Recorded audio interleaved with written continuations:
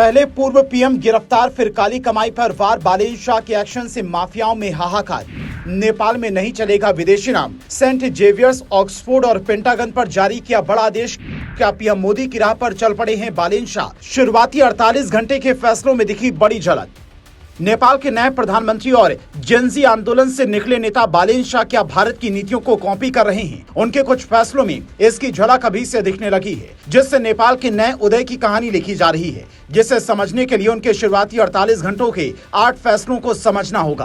फैसला number 1, Gen Z आंदोलन मामले में पूर्व प्रधानमंत्री केपी शर्मा ओली और पूर्व गृह मंत्री रमेश लेखक को गिरफ्तार करने का आदेश दिया। आंदोलन में मारे गए 27 छात्रों के परिवारों को सरकारी नौकरी देने का ऐलान किया।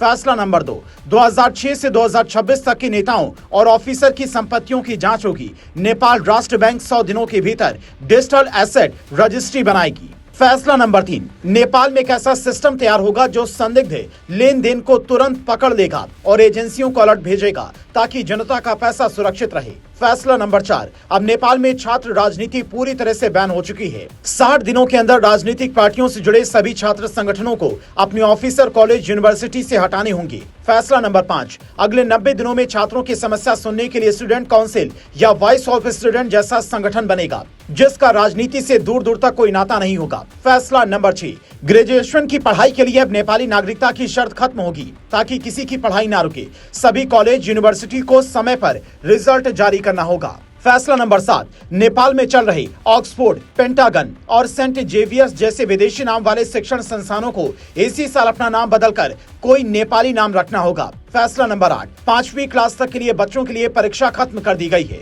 उन्हें वैकल्पिक मूल्यांकन प्रणाली के जरिए पास किया जाएगा। ये वो फैसले हैं जिनसे बालेशाह का विजन दिखता है। इसी के साथ में वो मोदी सरकार की तरह ही 100 दिन का विजन भी पेश करते हैं, जिसके मुताबिक नेपाल में कई बड़े बदलाव होने की उम्मीद है। जैसे हिंदुस्तान में भ्रष्टाचारियों के खिलाफ मोदी सरकार आई थी और भ्रष्टाचार पर चोट के लिए कई बड़े फैसले लिए गए, वैसे ही कुछ आने वाले दिनों में नेपाल में भी देख सकता है। लेकिन सबसे बड़ी मुश्किल यह है कि मिडिल ईस्ट में चल रहे जंग के हालात के बीच में बालेशाह की सरकार नेपाल को मजबूत कैसे करेगी, क्योंकि मिडिल ईस्ट के युद्ध प्रभावित देशों में करीब 20 लाख नेपाली काम करते हैं। ये जो पैसा वहां से कमाकर भेजते हैं वो नेपाल की जीडीपी का 26% है। नतीजा, नेपाल में महंगाई बढ़ने लगी है, पेट्रोल डीजल के दाम बढ़ने लगे हैं। तो इसे कंट्रोल करने के लिए बालेशाह क्या करते हैं, इस पर सभी की निगाहें टिकी हैं। इसके अलावा भारत से भी नेपाल के रिश्ते एक वक्त में काफी अच्छे रहे हैं, इसलिए बालेशाह को भारत से भी संतुलित नीति साधकर चलनी होगी। अब तक ये तय नहीं हुआ है कि वो सबसे पहले किस देश की यात्रा पर जाएंगे, क्योंकि इससे उनकी विदेश नीति की